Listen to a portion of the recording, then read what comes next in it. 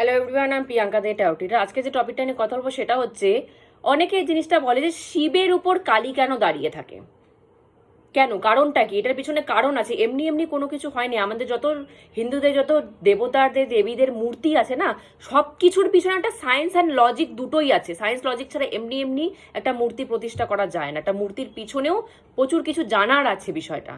তো বিশেষ করে শিবের উপরে কালী কেন, এই স্ট্রাকচারটা কেন, কারণটা কি? এই স্ট্রাকচারটার মিনিং হচ্ছে, শিব হচ্ছে, আমরা শিবকে সব বলি, সব মানে মৃত। শিব হচ্ছে মৃত।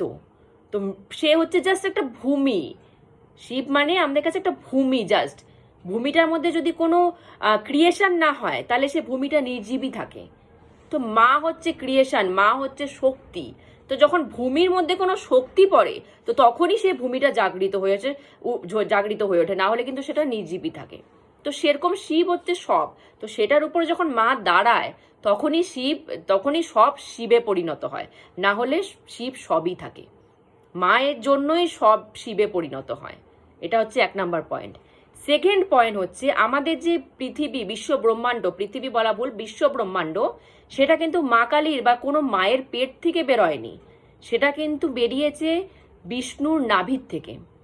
তো যারা যারা এটা মানো যে বিষ্ণু আর শিব কেউ আলাদা না, ফিমেল এনার্জি একজনই, মেল এনার্জি একজনই, আর ফিমেল এনার্জি মেল এনার্জিও একটাই এনার্জি, সেটাকেও ভাগ করা হয়। একটাই শরীর, দুটো energy, female energy male energy. তো সেক্ষেত্রে মেল এনার্জির ক্ষেত্রে সে শ্রীকৃষ্ণই হোক, বিষ্ণুই হোক, শিবই হোক, সবই একজনই।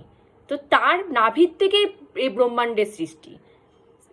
বিষ্ণুর নাভির থেকে বলো, শিবের নাভির থেকে বলো, এই বিশ্ব ব্রহ্মাণ্ডটা তৈরি হয়েছে।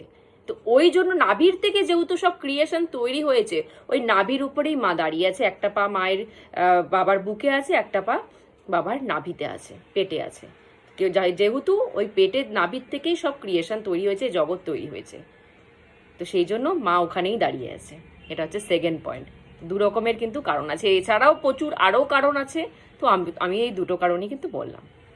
তো আজকে আমাদের এখানে স্টপ করছি। জয় গুরু।